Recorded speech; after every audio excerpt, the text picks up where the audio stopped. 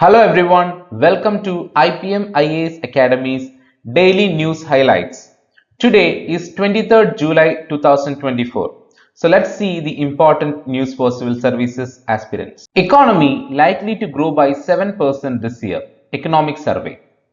The document released on the eve of budget says that the economy has broadly caught up with the pre-COVID growth trends. It stresses the need to address unemployment and inequality as a problem of priority. Chief Economic Advisor Nageshwaran, the lead author of the survey, calls for the union and states to let go of their myriad regulatory powers to ease burden on business. So here the author is actually talking about the economic survey which was actually presented yesterday evening. Economic survey is a detailed report of the state of the national economy in the financial year that is coming to a close. It is prepared by the Economic Division of the Department of Economic Affairs (DEA) in the Union Finance Ministry under the guidance of the Chief Economic Advisor. The economy has broadly caught up with the pre-COVID growth trends, averting any permanent scarring, and is likely to grow by 6.5 to 7% this year, with prospects of clocking 7% plus growth in the coming year, as per the Economic Survey 2024-23-24. Chief Economic Advisor V. Anantha Nageshwaran, the lead author of the survey, made the pitch for the union and the state governments to let go of their myriad regulatory powers to ease the burden on businesses. In the economic survey, he clearly mentioned about the importance of corporate sector swimming in excess profits to take responsibility of generating productive jobs in its own enlightened self-interest. So clearly mentioned that we need to produce more jobs, because the entire economic survey is mainly focusing on unemployment and inequality. So we need to create more job opportunities that can be done by the corporate sector. Noting that IT sector hiring has slowed significantly in the last 2 years, the CEA urged Indian industry to think harder about how AI can augment labor rather than displace workers, and wrote, deploying capital intensive and energy intensive AI is probably one of the last things a growing lower middle income economy needs. So clearly emphasizing on the importance of more jobs. Instead of depending on the artificial intelligence, we need to give more prominence to the workers also, the job creation also. Economic survey has clearly addressed some of the growing concerns that India is actually facing. They also talk about the importance of developing skills. They sought a reboot of skilling initiatives to help the industry find people with right attitude and skills. The corporates benefit from higher demand generated by the employment and income growth, while the financial sector benefits from channeling household savings for investment purposes. So it is the importance of creating job. When somebody is actually getting job, that money, that income will definitely be used for many other purposes. That saving money can be used for other purposes, because where we actually save the money, we will be saving that money in the bank. So that can be utilized, that money can be utilized. And they clearly emphasized on one thing, that is the use of social media and some of the toxic habits that the people are actually following. For India's working age population to be gainfully employed, they need skills and good health. So importance of good health is emphasized here. Social media, screen time, sedentary habits and unhealthy food are lethal mix that can undermine the public health and productivity and diminish India's economic potential. The private sector's contribution to this toxic mix of habits is substantial, and that is myopic, he asserted. So very clearly address the different areas of human development. Okay, they address the health, good health, the mental health or physical health. They also address the problems that are actually created by the toxic social media usages. So all those things are clearly mentioned in the economic survey. So read this article. Not only this articles, in today's newspaper we are having many articles which are connected with the economic survey presented yesterday. So read those articles also to get a holistic idea about the economic survey presented.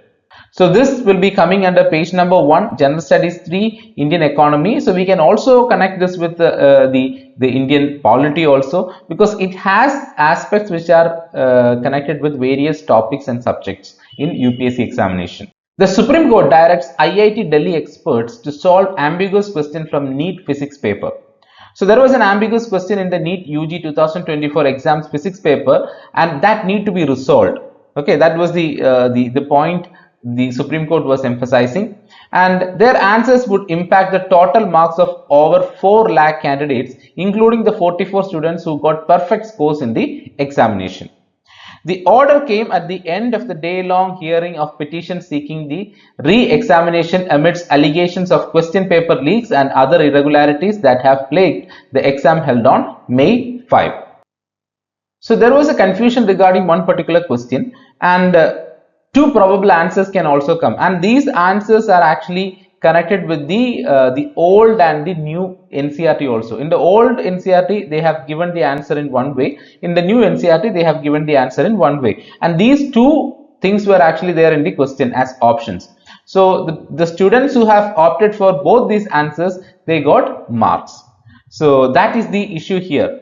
Okay, so we need to finalize one particular answer, which is the correct answer we need to finalize. That is what the Supreme Court is actually directing the IIT Delhi experts. So read this article, not that important, but you can always understand about the involvement of Supreme Court or the judiciary in these kinds of matters. The importance of judiciary is what matters here. So it is coming in page number 1, General Studies 2, Indian Polity. Survey notes rise in primary healthcare expenditure. So economic survey clearly emphasized on the rise in the primary healthcare expenditure. Okay, the economic survey highlights that the national health accounts estimates for the year 2019-20 show an increase in the share of government health expenditure in the GDP and the total health expenditure. The survey says the share of primary healthcare industry has increased from 51.3% of the GHE in 2014-15 to 55.9% in 2019-20. So, which is a tremendous increase in the expenditure in the healthcare industry. So you can read this article and understand about the importance of the primary health center. The healthcare industry in our country need to have an idea about the healthcare industry and how it is actually contributing to the national development. That is also very, very important aspect. And this is coming under page number 5, General Studies 2 and Healthcare. Survey stresses syncing skilling with learning to boost job prospects. V. Ananta Nageshwaran. The economic survey released on Monday stresses that implementing the new education policy to achieve learning outcomes and syncing that with the skilling outcomes will boost the job prospects of India's youth. So the entire survey has one major objective, that is employment generation.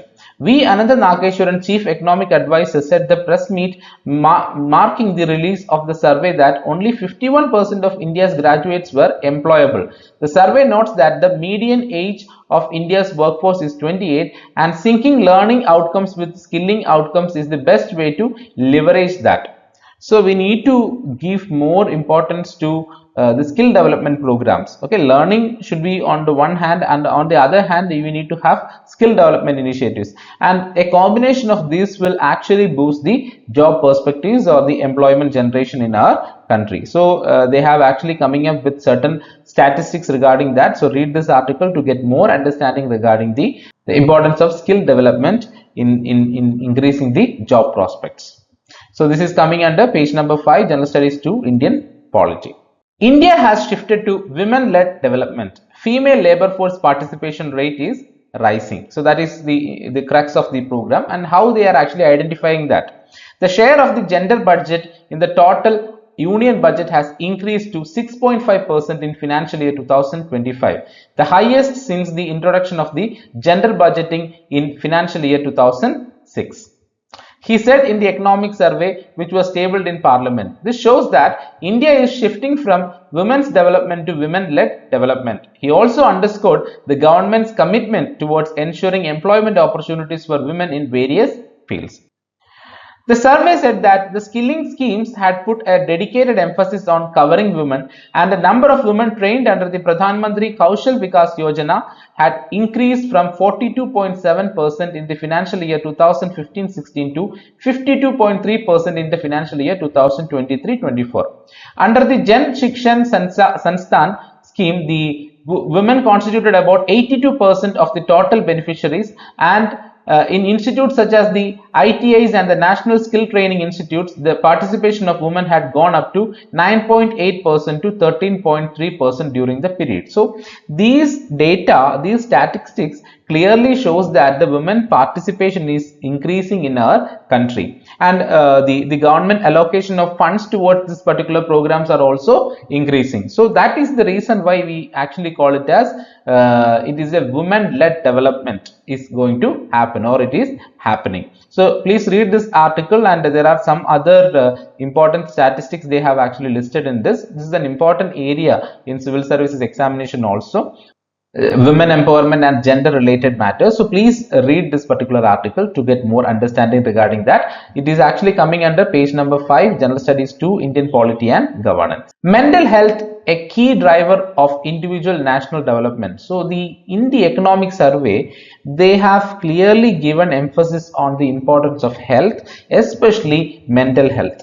Okay, acknowledging mental health as a principally impactful driver of individual and national development, the economic survey for the first time extensively highlights its significance and implications on policy recommendations. Because when the mental health is affected, it will affect the productivity also. So all those things are actually clearly mentioned here in this particular article. The survey states that according to the National Mental Health Survey 2015-16, 10.6% of adults in India suffer from mental disorders, while the treatment gap ranges between 70% to 92% for different disorders.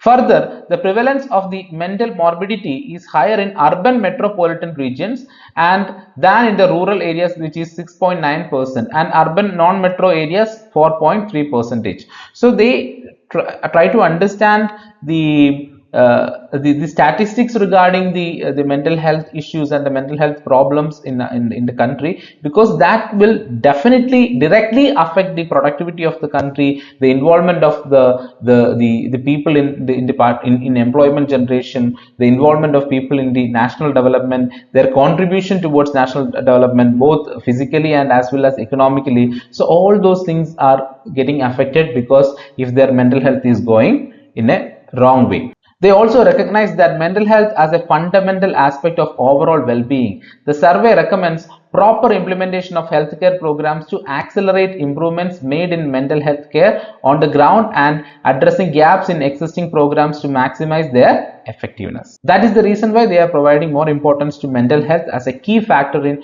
driving the individual and the national development. So read this article so you will get a different perspective regarding the role or the significance of mental health in national development. So this particular news is actually coming in page number 5, General Studies 2. It's a part of the health, mainly the healthcare industry. Heat stress is more than a degree of concern. In recent periods, climate change and the environmental degradation have significantly affected the safety and the health of workers worldwide. Heat stress is anticipated to affect labor efficiency and productivity. So the article is mainly emphasizing on the role of climate change, especially heat stress, in employment and job aspects. The main health effects of the heat stress on workers include heat stroke, heat cramps, cardiovascular disease, acute kidney injury, and physical injury. The Intergovernmental Panel on Climate Change states that to retain the normal physiological activities, it is necessary to maintain a core body temperature of roughly 37 degrees Celsius.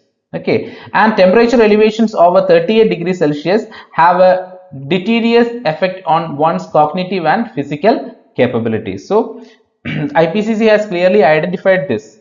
A rise in the temperature can actually lead to various physical as well as cognitive issues. The International Labour Organization estimated that heat stress is projected to reduce total working hours worldwide by 2.2% and global GDP by $2,400 billion in 2030. So now you can see the effect of it. Okay, so it is affecting the workforce, and it is also affecting the economy as such, the economic development of the world as such. Okay, so that is the importance of this climate change and its detrimental consequences. And what is its impact on India? India is undergoing consistent increase in temperature annually. By 2030, an estimated 160 million to 200 million individuals around the nation may face risk of experiencing deadly heat waves every year. Approximately 34 million people in India will experience job losses due to reduced productivity caused by the heat stress.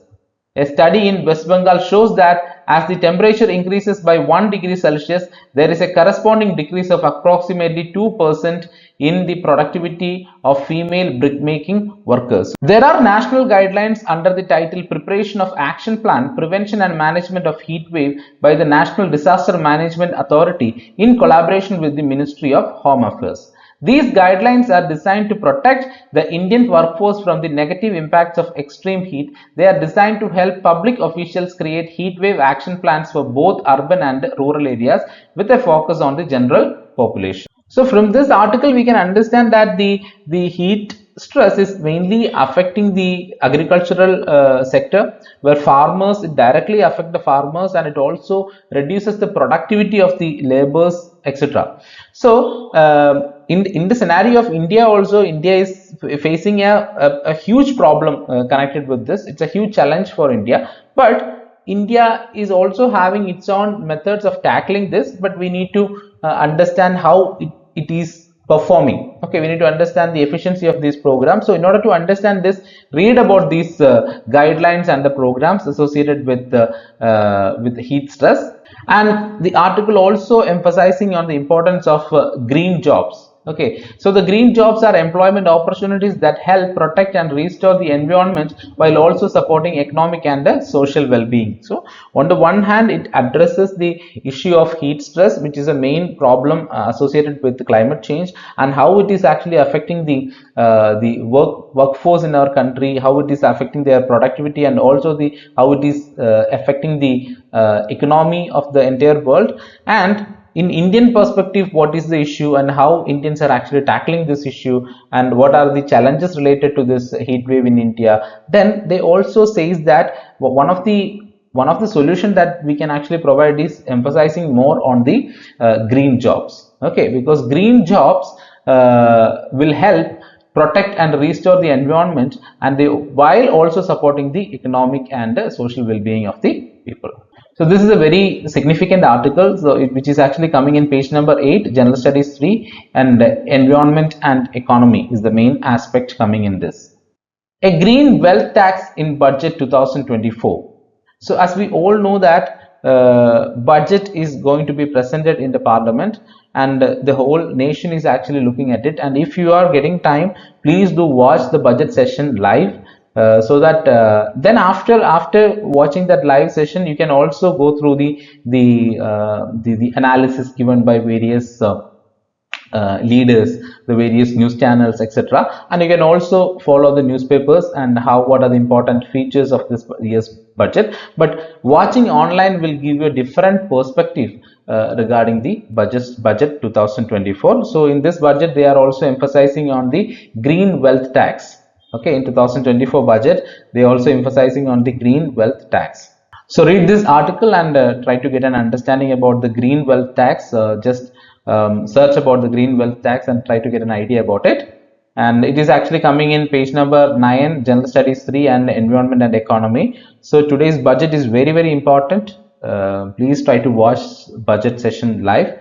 Try to understand before reading any articles connected with this budget. Try to get an idea about the budget by watching it live or listening to the news. How and when can a bill be defined as a money bill? And why do money bills have a special procedure for approval?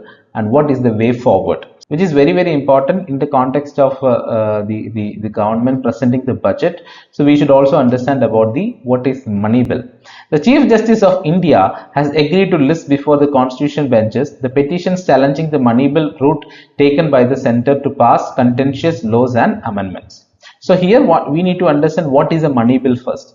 The Constitution defines certain categories of bills that deals with the financial matters as money bills and financial bills. Article 110 1A to F defines money bill as any bill that contains only provisions dealing with one or more of the 6 specific matters. So what are those 6 specific matters? 1. They relate to taxation, borrowing by the government, then custody of consolidated fund or contingency fund and payment, withdrawal money from the such fund, consolidated and contingency fund, appropriation out of the consolidated fund, expenditure charged on consolidated fund, receipt on account of consolidated fund or public account, or the audit of accounts of union or states. So this is how the Constitution has defined money bill, and we have done a very elaborate video on money bill, which we will be uploading it after this this news analysis, so you can actually watch that money bill video also. So you will get more understanding regarding it. And what is the procedure for a money bill, how it will be passed in the parliament, that is also important. As per Article 109, a money bill shall be introduced only in Lok Sabha, so it cannot be introduced in Rajya Sabha. After it is passed in the Lok Sabha, the Rajya Sabha has only 14 days to provide its recommendations on such a bill, which may or may not be accepted by the Lok Sabha, which means in terms of money bill, in the context of money bill, Rajya Sabha is having only very limited powers. Okay, the whole authority is actually enjoyed by the Lok Sabha in the case of money bills.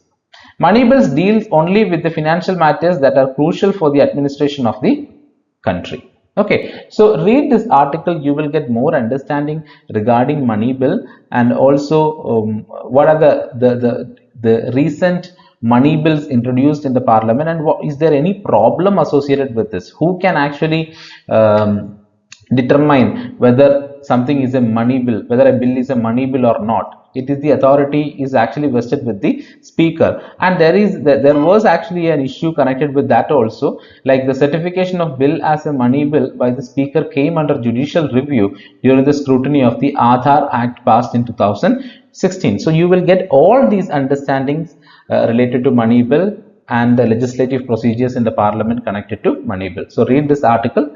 It is coming in page number 10, General Studies 2 and Indian Polity. So we will be uploading the money bill video right now after this, so that you can watch that video to understand more about money bill. These are some of the important news came in the Hindu newspaper today, and there are some other interesting news also. You please go and check other news also, especially in the international relations page. And I hope this video was actually useful for you. If it was useful for you, please do like, share and subscribe our channel. Do share it with your friends if you find it useful.